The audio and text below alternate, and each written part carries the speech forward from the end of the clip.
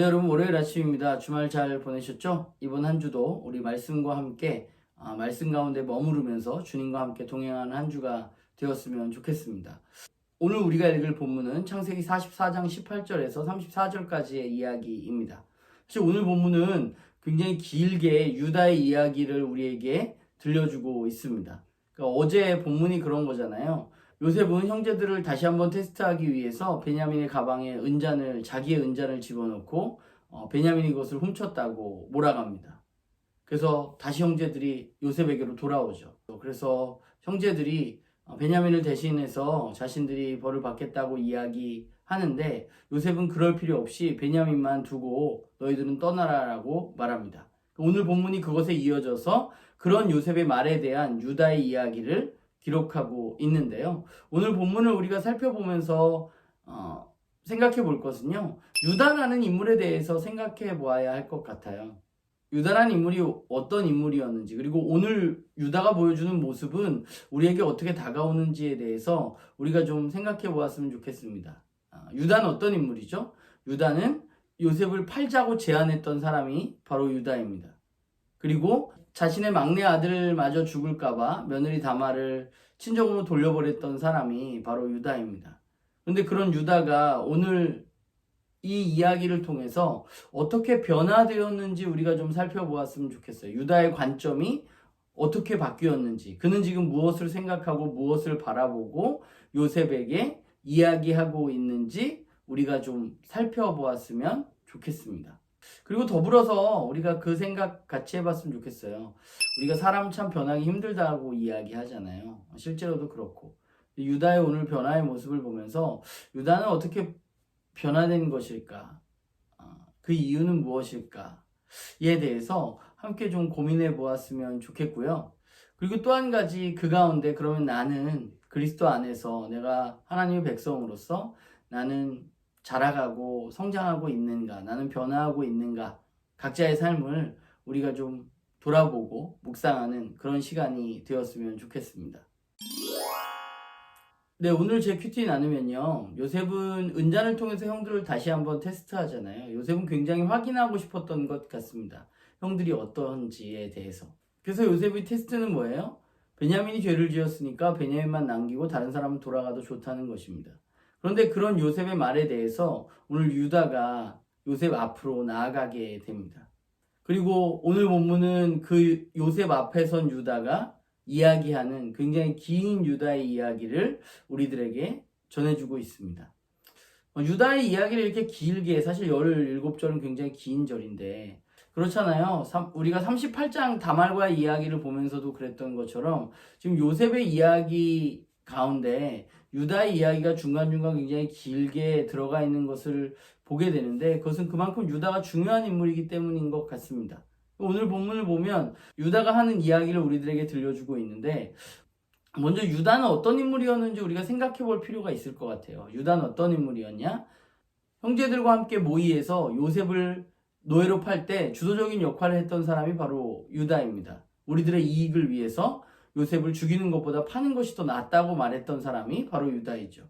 그리고 다말과의 이야기에서 자신의 막내 아들이 또 죽을까봐 며느리 다말을 친정으로 돌려보내고 생각하지 않았던 사람이 바로 유다입니다. 그리고 43장에서 살펴보았던 유다는 아버지에게 자신의 베냐민을 책임지겠다고 이야기했던 사람이 바로 유다이죠. 말씀을 보면서 그런 생각을 했는데 37장부터 시작하는 이 이야기, 37장을 시작하면서 야곱의 족보입니다 하고 이야기하면서 요셉의 이야기를 바로 시작을 했는데 사실 그 37장을 살펴보면 이 야곱의 가족은 어때요? 굉장히 비극적인 모습으로 나타납니다. 아버지는 편애를 하고 형들은 그 동생을 미워하고 팔아넘기는 이야기로 이 야곱의 가족의 이야기가 시작이 되었습니다. 그런데 그 비극적인 시작이 이제 회복의 단계에 이르게 된 것 같아요. 그리고 그 회복의 중심에는 요셉과 함께 유다가 자리 잡고 있다고 생각합니다. 오늘 유다의 이야기를 잘 살펴보면 유다가 진짜 많이 변했구나라는 것을 우리는 알 수 있습니다. 과거의 그의 모습을 찾아볼 수 없을 정도로 그는 오늘 무엇을 걱정하냐 하면 사실 본문을 잘 살펴보면 베냐민을 데리고 가지 못했을 때 나타나는 일에 대해서 요셉에게 이야기하고 있는데 베냐민을 데리고 가지 못하면 아버지가 아버지의 안위가 위태롭다고 말하죠. 아버지가 돌아가실 수 있다라고 말합니다.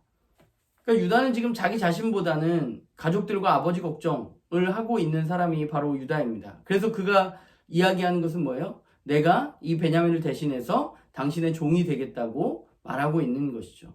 그러니까 내가 잘못한 게 아닌데, 내 책임이 아닌데 내가 그것을 책임지고 내가 대신 벌을 받겠다고 이야기한 것입니다. 사실 이게 그렇게 쉬운 일은 아닙니다. 그의 이야기가 그냥 듣기 좋으라고 하는 이야기가 아니라 사실 지금 애굽의 총리 앞에서 하는 이야기잖아요. 정말 자기가 그렇게 할 수 있다는 마음으로 그는 지금 진실되게 이야기하고 있는 것입니다. 그러니까 평생 내가 동생의 죄를 대신 짊어지고 이 애굽의 총리의 집에서 종으로 살아도 되겠다고 말하고 있는 것이죠. 그렇게 유다가 말한 이유는 이 가족을 위해서 지금 할 수 있는 일이 그것이 최선이라고 생각했던 것 같아요. 근데 유다의 이야기를 들어보면서 생각했던 것 중에 하나가, 유다의 이야기를 쭉 살펴보면 유다의 이야기는 그야말로 솔직한 이야기를 요셉에게 하고 있다는 생각을 하게 됩니다.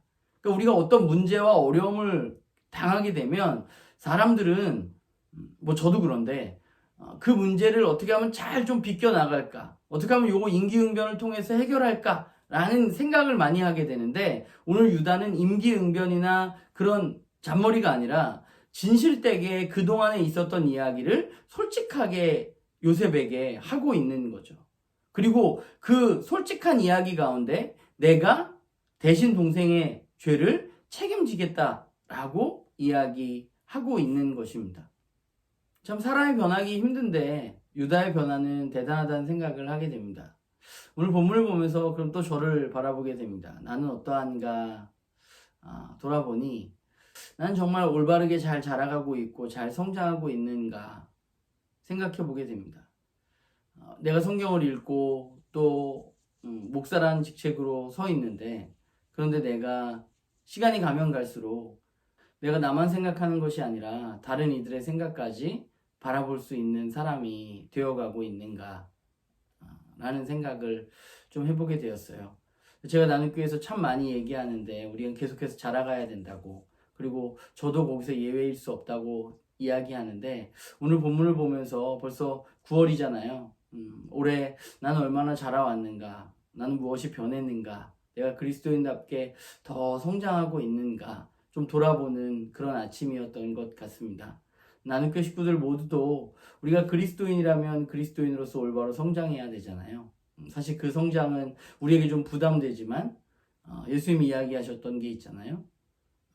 자신의 친구를 위해서 목숨을 버리는 것보다 더 큰 사랑이 없다라고 예수님 말씀하셨는데, 우리의 사랑은 정말 거기까지 자라가야 하는데 우리 여전히 부족한 모습들이 있는데, 나눔교회 식구들도 조금씩 우리가 말씀을 읽으면서 조금씩 그리스도에게 가까워지고 자라가는 그런 우리 모두가 됐으면 좋겠습니다. 오늘 하루도 여러분들 좋은 하루 되시고, 일주일도 어제 말씀 나눴던 것처럼 말씀 읽기 가운데 우리가 조금 더 머물러 있는 그런 우리 나눔교회 식구들이 되기를 주님의 이름으로 부탁을 드립니다.